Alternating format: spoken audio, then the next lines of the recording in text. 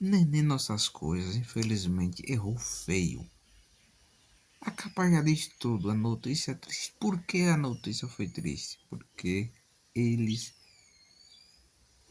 praticamente, o povo viu que eles não foram nem merecedor. Que na obra de Heraldo, o marido nem pisou os pés, a filha pior. Então, já começa por aí, né, neném? E eles nem cavaram a sapato do dia que você marcou.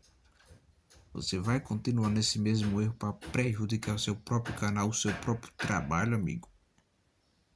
Saia dessa enquanto é tempo, porque senão vai ser igual o que eu venho falando sempre.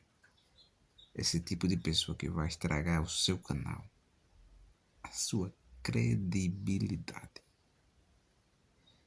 Enquanto você insistir nesse tipo de pessoa, seu canal só tem a cair. Conserte esse erro enquanto é tempo.